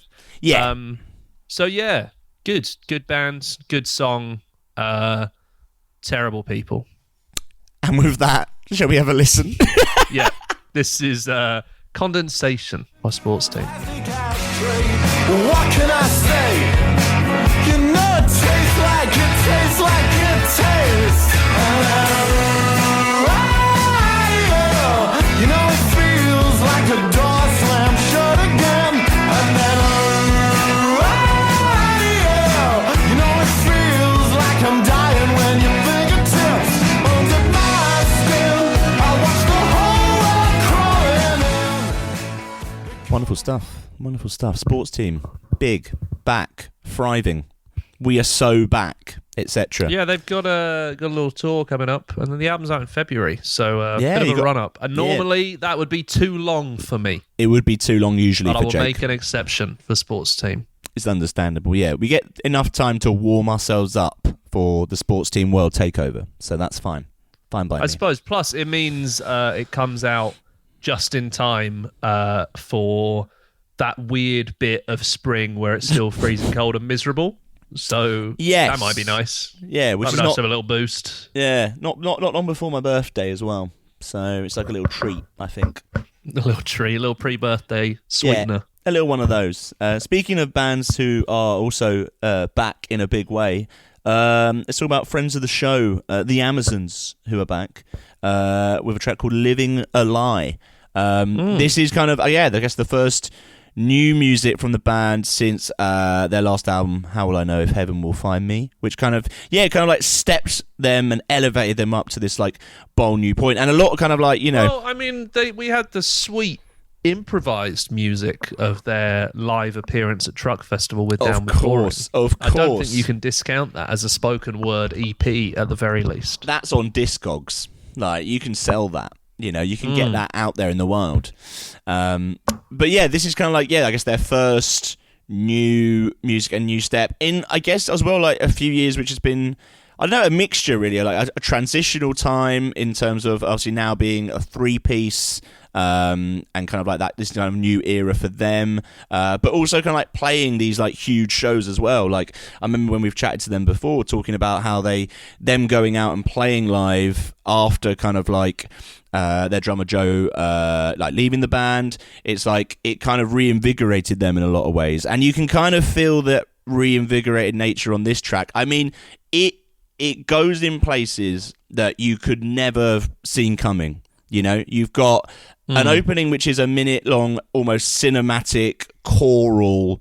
It feels like you're watching like a TV show kind of intro, and then it rips into these kind of like scratchy but like big kind of like breakdowns, and then goes into like a bit of a disco beat at the end. Like it's truly it's like a lot more coherent than you're making it sound. It is. It's really great, and I really like the fact that they have just gone for it with this. Like, there's like the ambition is so there in like the biggest front, and I think it's just really, really refreshing that they have gone. Let's try and go as far as we can go. Let's push this to these new elements. And I actually think like the kind of everything that's happened in the past few years has kind of meant they're in such a freeing spot as a band. It's really nice to kind of see. I don't think, if people have preconceptions of maybe who the Amazons are, I think this completely dashes them. And it's left me just, really, really excited about what's to come from them. Because if this is where they're kind of looking at and going and pushing and really wanting to like challenge themselves, then I think we're going to see probably their best work yet in terms of what comes next. Fingers crossed, eh? Fingers firmly crossed. But really like this track. Love the fact that it is so different and really like just maximalized, like you've been saying, in a big way. It's good stuff. It's really great stuff. Really good stuff. Big, epic, fun. It's like being, a shot of adrenaline to the eyes, if you will. Jesus. This is Living a Lie by the Amazons. And blood-stained. How much longer can we endure my little desires? We're down to the wire. I can't dream, I can't hide, I can't look in your eye, 'cause it's clear to me that we've been living a lie. What a song. Crash, bang, wallop. Bam, bam, wham, bam, thank you, the Amazons. Yeah, why not? Yeah. Last song is actually technically an album. Oh. How do you feel about that? I mean, it's been a while. Let's mix it up. Let's throw it in there. The reason it is in songs is it's Joe and the Shit Boys, Faroese, vegan, bisexual, punks. Of course. Yes. Friends of the show, friends of the magazine, dear friends of people everywhere. They released their third album, The Reason for Hardcore Vibes 3. Love that. And like the other two albums, it's 11 minutes long and fits on a 7-inch record. There's couldn't really put it in albums. Put it in here instead. It's apparently their most hi-fi album to date. They went to an actual studio, didn't mix it themselves. It's not completely recorded live, which Joe from the band has called proper sellout shit. Joe and the Shit Boys is very good fun. They always get a really big crowd at festivals because people say that's a really weird name, and then they go, and then Joe gets in the crowds, does weird stuff. They play Wonderwall that's 1 second long. Yeah. They have a song about Macho Man Randy Savage. It's all the ones you need. It's all the ones you need. Yeah, probably one of the most like fun live bands going. Like if you go to one of their shows, it's amazing. I just think that they formed on the Faroe Islands. Yeah. As a shit punk band. Yes. That's their words, not mine. And I remember them saying, I think it was Siggy from the band said, I think if we'd known it would have gone anywhere, I'm not sure we would have had a name that means we literally can't even put it in emails.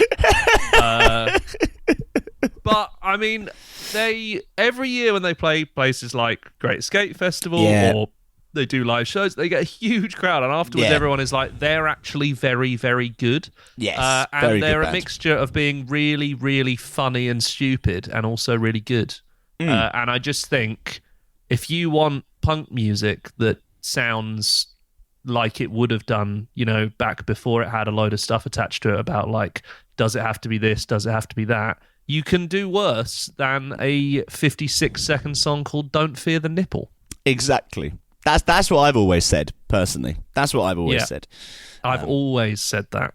Yeah. Or a 50-second song called Eat Ass, You Fucking Cowards. Just like, I think there's just something very, like, natural and just raw about everything about that eating ass. I mean, no comment. No comment there. Jesus Christ. But there's something raw and just there with them, and like you say, it's you go to a show and you can't help but come away and be number one entertained, and number two just absolutely blown away by just like how fun everything is. So plus, I got kicked in the head once at one of their shows, and last time I saw them, they made me dance in a mosh pit they had created and refused to let anyone else in. If so it makes if you want to see me yeah, get humiliated and bruised, come and see Joe and the Shit Boys. It was funny because that was then I didn't go to that show, but then the next night there was a show, and you told me about what had happened to you the night before, and then it ended up being me who had to dance at the next one. So thank you, Joe and the Shit Boys, as always. Good fun. Make sure you're down to a show soon. They are touring later this year. Throughout November, they are playing all over the place, including Lancaster, which I don't often see on tour circuits. So if you live in Lancaster, big day. You're in for a treat. Yeah, or else you want to get to the Smokehouse in Ipswich. Big. Yeah.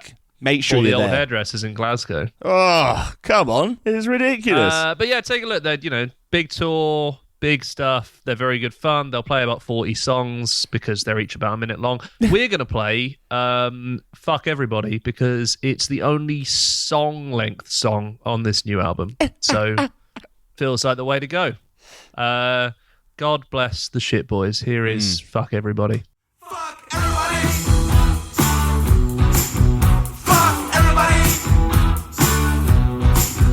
Fuck everybody. Fuck everybody. People talk about me, a bunch of dirty liars. And they laughed at me till they made me cry. But now get on. Yeah, I was kind of thinking there, like, how much time would we have between playing that song and then moving on to the next thing? But that's 2 minutes and 8 seconds. That's exactly what you need. That's all you need. That is all you need. Loads of great music out there. Well done, everyone, I guess. Well done, music. Yeah, you've done it again. Smashed it. I also want to say, because obviously we've been off for a while. Yeah. The music, the music has not slept, is what I was going to say, and I started with the, which doesn't work. The new MJ Lenderman album, I love a lot. I just want to say that. Yeah. Genuinely, never listened to him before. CMAT, music tastemaker of the decade, tweeted about how much she loved it, so I listened to it, and I've basically just been listening to it ever since. So, well done. Well done, MJ Lenderman. Yeah, well done, mate. Kind of reminds me of Sun Kill Moon, but sort of less up itself and also less of a terrible human being. So, always nice, put isn't that on the poster. Put that on the poster, MJ Lenderman, for that sort of vibe. You might attract the worst people on the planet. It's potentially. Also, I guess, shout out, since we've been on, Fontaine's album. Obviously out, Romance. I mean that's obviously album of the year as far as I'm concerned. But you can read my review of that on the Dork website if you want. I also got given a very nice Fontaine's DC ashtray for some reason. I don't smoke, so it's just there. But if anyone ever comes around to smoke, they can't do it in my flat, but they can do it on the balcony, and they can use that ashtray, so thank you. I also got a bumper sticker that says, honk if you'd rather be listening to Romance by Fontaine's DC. Yeah, which... It's a bold strategy. Basically, I think I just got a sort of grab bag of all the merch they didn't bother making in the end. Yeah, that they turned down, basically. Is that what you're saying? You got that in a bag. I had a great time, I also got a singular Fontaine's DC balloon. Woo! One. Yeah. Use it wisely. One Use balloon. It wisely. Yeah. Take it to... I don't know what to do with it. Take it to Finsbury Park. People often ask me, they say, Jake, is it really all just cash and drugs and women being a music journalist? Is it like being on tour with Zeppelin? And I say no, but you do occasionally get sent a free bumper sticker. And that's what it's all about. That's the highs. What it's all about. That's the highs, The dizzying highs. But we do have 2 albums to talk about this week. Yes. We are going to have a chat about the incredible new Pale Waves album, Smitten. Yeah. And we're also going to talk about the incredible, not quite as new, but almost as new Blossoms album, Gary. Yeah. Jamie, you are the person who spoke to Pale Waves most recently out of the two of us. Yes, and also that is correct, yeah. the only person out of the two of us to have spoken to them. So, new album. What's it all about? Yeah, it's called Smitten. I guess, yeah. I mean, like Pale Waves, you know, a band obviously long-standing Dork favourites. Kind of. We were talking about this. They were on one of the very first Dork covers. Yes, they very much were. They were like, you know, since really, day dot really for Pale Waves. It's been kind of like obviously a band that been that. Obviously, My Mind Makes Noises came out 2018 as kind of this big, bold, I guess like 80s neon pop indie album. Which kind of obviously cemented them and kind of like launched them kind of like everywhere. And I think across like the albums ever since, they've kind of, you know, broadened and stretched and moved in all these different directions. I guess what the last... I enjoy is they've kind of just got closer and closer sonically to how they have always looked visually. Yeah. I think that's fair. I think that's it. I mean, like Unwanted was the last album, and that was a very much kind of like this live, almost pop punk rock album. It was rawer, louder, kind of taking them to new kind of like places. And it's like, where do you kind of like go with that? And I think Smitten is maybe the most complete Pale Waves album. Like, it's kind of like everything feels like, it's really weird to describe it when you listen to an album and it feels like this is the kind of album you've always been destined to kind of make. I think it's the first one for me where the influences don't sometimes threaten to overwhelm the originality, if that makes sense. There's always been, I think they've always kind of worn their influences on their sleeve. They've always been like, you know, obviously there were a lot of comparisons to things like Avril Lavigne on the last couple of albums, and I think, like, to me, they never kind of stood in the way of it being a great album, but it was very much like, oh, I see what you're doing here. I see what kind of influences you're pulling from. I see what sort of genre you want to sit in. This one is the first one that I listen to, and I'm just think like, yeah, this is a Pale Waves album first and foremost, and then afterwards you think like, I guess it could be this genre, it could be that, it could be this influence, you know? Yeah, exactly. It's their most, it feels like the most assured album, and that's not to say the previous albums have been, you know, you're kind of taking a risk or trying this or trying that. Like, they've always been very confident in their sound. That's always been there. But like, this feels like them being like, we know exactly the sort of thing we want to do. This freedom that kind of comes with just writing from just a very, you know, like, not gonna like try and overthink this. It's like, here it is and here's what it is, and like the sound can really shines. I mean, it's not like Unwanted. You can still hear like Miss America and Kiss Me Again is like kind of like bringing the touches of that last album, but a lot of it does feel like the core of what was there from like album one, really. There's this kind of shoegazy, like just really incredible like pop hooks done amazingly well, and like it's really great to just see them so like unabashed, and it's all just big songs for like big fields, and the result is just an album that like you can just click play on over and over. Like, it's raw, it's like there. I think like the lyrics are like the best that like we maybe ever heard from like Heather. I think it's just with these kind of songs that you can like big sing-alongs, and the result is just a really powerful album. It's just an album that you click play on and you're there, you're in, and the pure nature of it I think works really well. So this is just them at their best, like, and yeah, like you say, it's just kind of one of those where you're like, oh yeah, this is where it's always been pointed to, we've just not known it yet. And like, now that it's here, 100%. You're like, there it is, like in full force. So I really love this album. I think it's an absolute like stormer and something that I just click play on all the time now. So it's an amazing one. Also, just really like, you know, they can go to like Hate to Hurt You and Not a Love Song, and just like it feels cinematic in everything they do. And I just love that they're that assured now in what they do. Yeah, so, 100%. It does feel like a big step up to me. It's a massive and I don't one. think where they were was bad, but I do think this to me feels like it's all finally clicked into place at once, you know? I think it was just like with Unwanted, it was like, it was a very clear step in a certain direction for them, and it was a brilliant one, and they nailed it, and it was like very much in that kind of like I guess pop it just rock kind of sphere. feels like they're at the destination now rather than stepping towards it. Yeah, exactly. Like this is them at full force and complete, and you know there is those like Cranberries sort of feel to it, and like it's just an amazing record. So really really brilliant stuff, and everything I think that Pale Waves have wanted to reach to, and they're kind of doing that now. So well, fingers crossed. They might hate it. yeah, that's it. Yeah, we'll check in, shall we? Like, well, I'm glad you like it because we hate it. But yeah, it's that spark that's now there in like big time. So, love Smitten. Think it's an amazing album. I think it's one that everyone should check out. So, should we listen? Smitten with it. He is. Wonderful stuff from Pale Waves. Let's listen, I think, we're going to play Gravity, which obviously was like a single, but I think it's like maybe the perfect example of just how bold and confident this kind of like album is. I mean, there's a part of this song later on where there is genuinely about 3 songs mashing into one with just more hooks and more hooks and more hooks. Yeah, it's amazing. Big ambition from Pale Waves, and love it. So let's listen to Gravity by Pale Waves. She's pulling me like gravity everywhere she goes.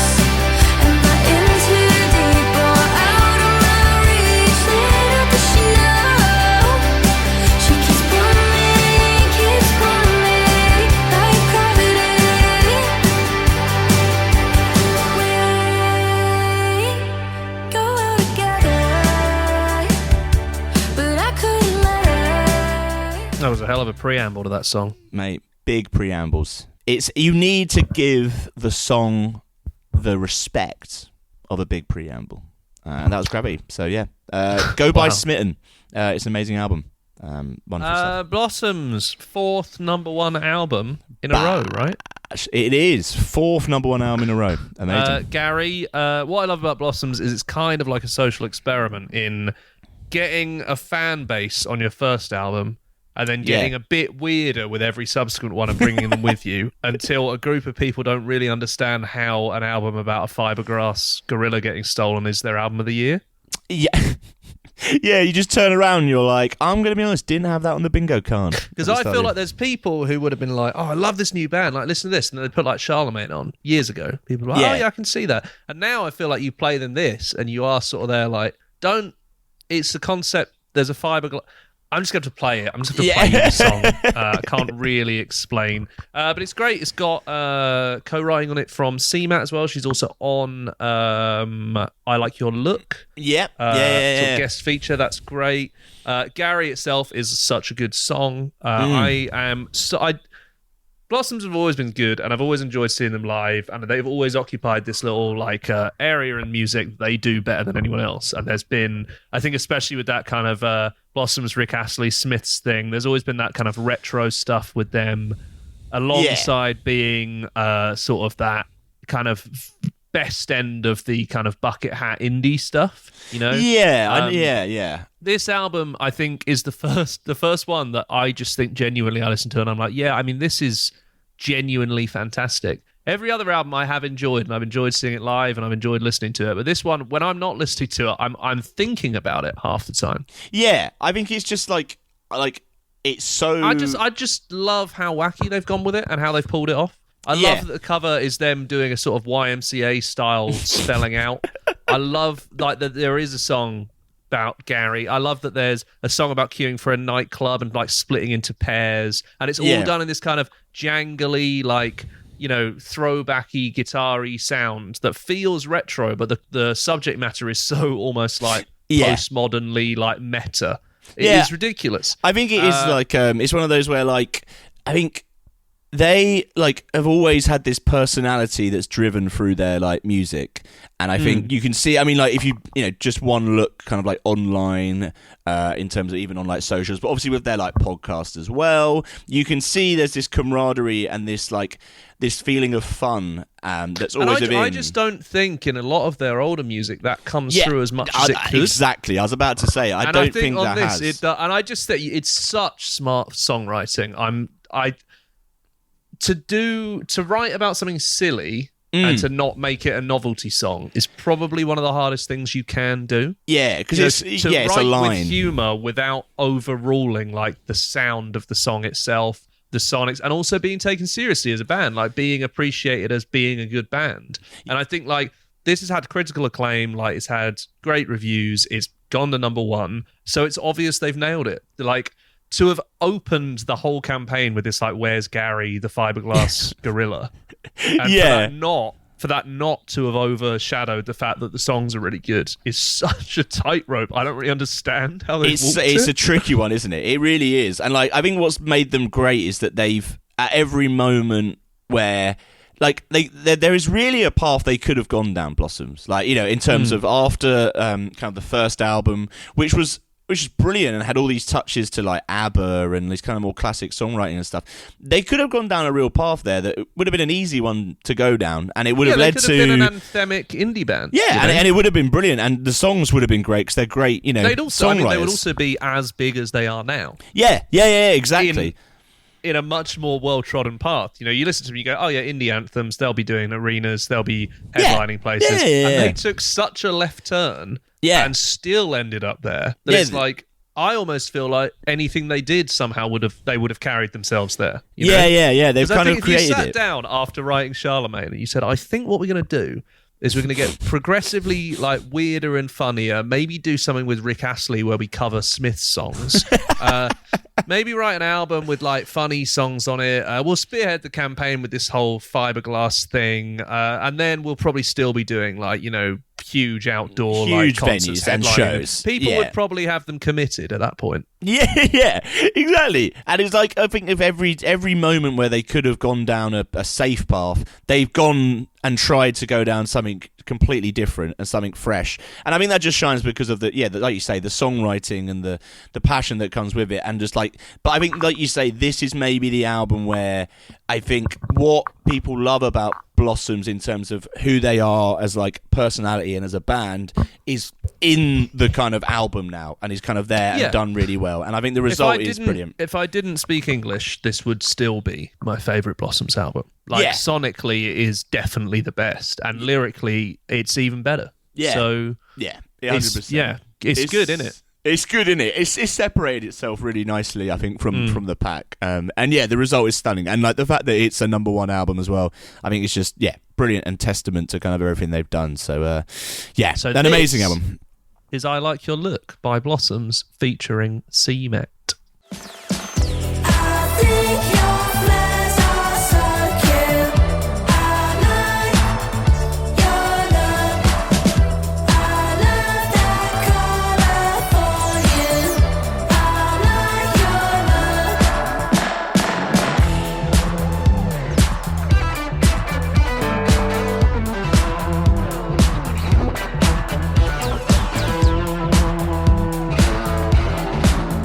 Wonderful stuff. Two amazing albums. Incredible listening for everyone involved. And now I think we flagged this before, but this is the sort of tweets of the week section. But as Twitter dies a death, it's hard. I mean, I think they said like 80% of users don't really use it anymore. Yeah, so we now got the this last is just sort ones. of like bands doing Funny shit. stuff of the week. Funny things. Separate from the news in the sense that like it has to come directly from the band. So whether that's Instagram, TikTok, Twitter, an interview, something like that. This week though, now that I've said all that, it is a tweet. It is. It is in fact a thread of tweets. Oh, here we go. Right, buckle in, everyone. Buckle in. Buckle in. So long-term enjoyers of music may remember or know of a band called Franz Ferdinand. Of course. For having huge anthems and some very, very good songs that aren't quite those huge anthems as well. Alex Kapranos of Franz Ferdinand is a kind of prolific tweeter. He's been on Twitter for a hell of a long time. Yeah, he's a big user. Yeah, he's a big tweet head. As it's known, yeah. At the beginning of September, he utilised the platform in an interesting way. RAC, the car recovery company, tweeted on December the 4th, 2023, "Morning all, the team are in and ready to help with any questions you may have." That's December the 4th.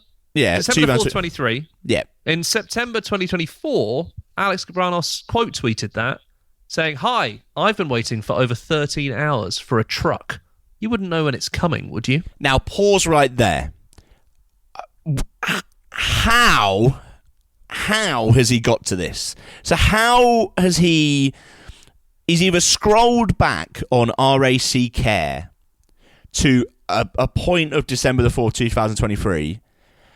I have checked. That is the last time RAC Care tweeted.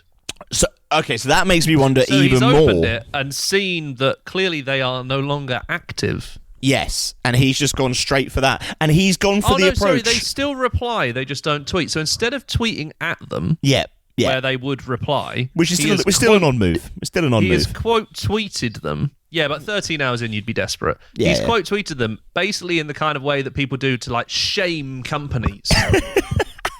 Yeah, and he's gone, right, I'm getting them on this so that everyone else can see it. Yeah. So he's gone in for that. Yeah. Did we get an answer? I don't think we got an answer from RAC I don't Help. think RAC answered. Someone said, do you have water or something to drink? And he said, I do have shelter, etc. It's the impossible levels of incompetence and mendacity that is difficult to deal with. I do have shelter, etc. Shelter, etc. Where is he? Where is he? Where could he possibly be? Shelter. Someone, he then tweeted, it's now 15 hours I've been waiting for a truck. You don't even have the courtesy to reply on here. You do have consistency, I suppose. That's pretty much what I've been getting when I call your call centre. Someone has replied saying, I presume you're sorted now. And he's put, no, I'm not. Still no truck. I was just talked over by an operator who told me why I was a priority and a truck would be dispatched when it became available. Oh, and RAC ignore every one of these messages. Mind-blowing. Mind-blowing. And then RAC have replied saying, I'm sorry to read of the delay, blah, blah, blah. And he said, thanks for the reply, Connor. A driver has arrived 15 hours after I first broke down. That's good, Obviously, I shall be cancelling my 20-year plus RAC membership as soon as I get home and 20 giving the year. AA a ring. 20 years. He's going to give the 20 AA years. a ring. That's... I mean, you'd hate to be the RAC customer help there. Yeah. It's not great. Have you seen the other tweet in this exchange? I just want to flag before that. I just want to say, like, you really do either die a hero or live long enough to become a middle-aged man, don't you? I mean, he's desperate for a van here at this point. though. I will give him that. I you know, do you gotta be- understand that, but the tweeting is just so insane. It's scattergun. I will be honest with you. There's no real strategy behind it. He's just kind of gone for a shout into the world sort of vibe there.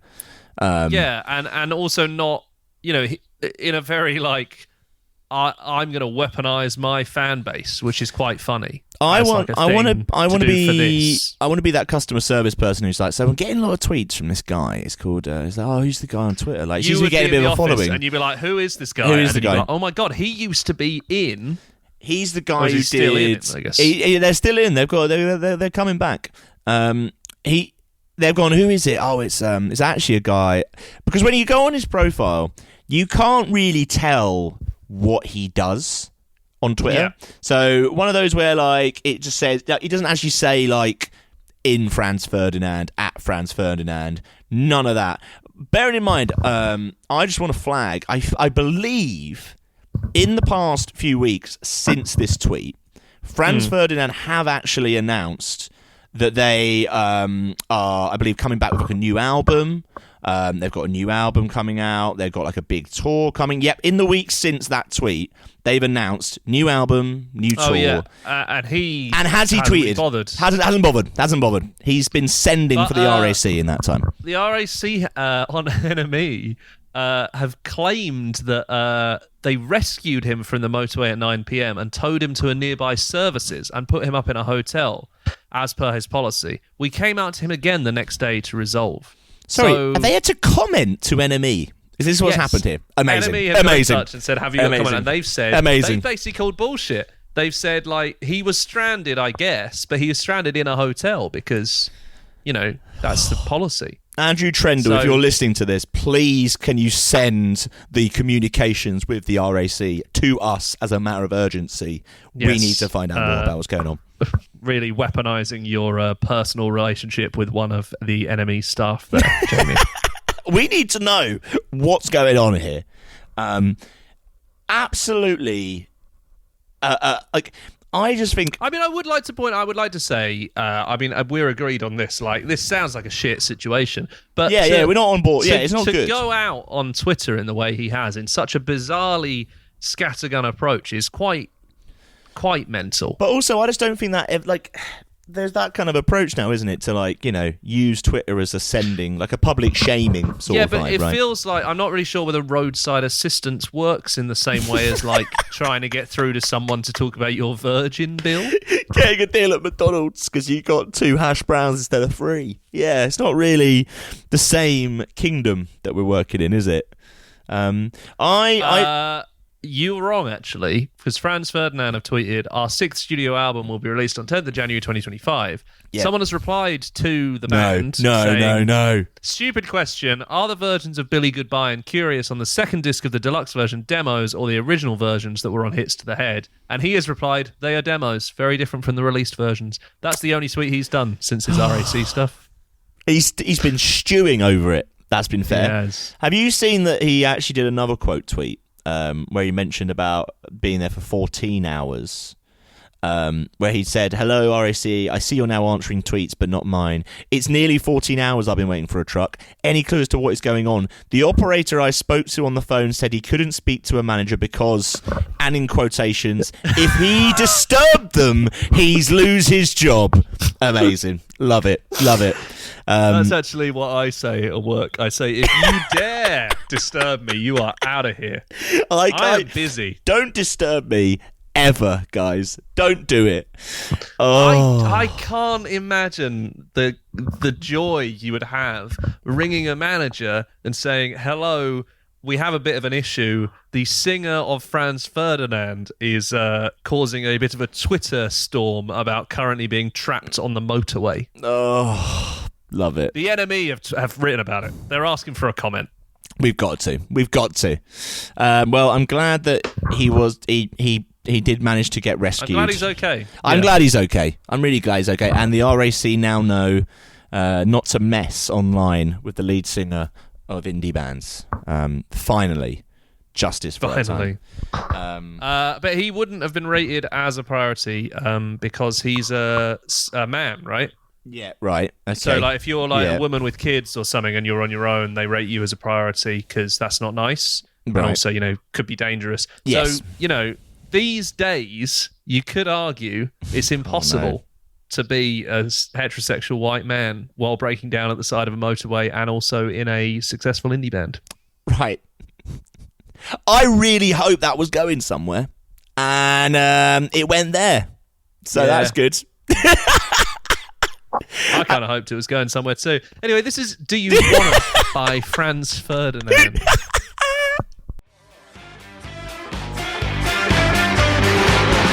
He's a friend and he's so proud of you. He's a friend and I knew him before you. Oh yeah. Well, he's a friend and we're so proud of you. Your famous friend, well, I've been before you. Oh yeah.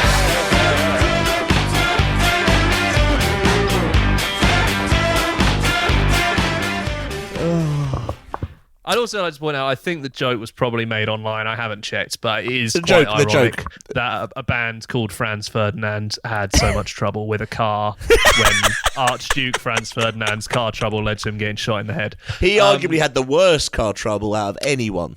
I would say the car trouble was more minor, but the consequences were far more major for the world.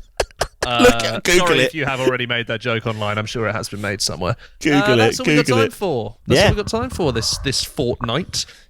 Join us every fortnight from now until the next summer break. We got some other bands lined up. It's going to be some good stuff. Also, come down to the Dork shows where we will be bothering bands and making sure they still have that lager on tap at the 100 Club that's under a £5. We will, and believe me, it will stay as long as we're there. Thanks for listening, everybody. Like you say, always head to readdork.com for more music, fun and games. And until then, we will see you in 2 weeks. Goodbye. Bye.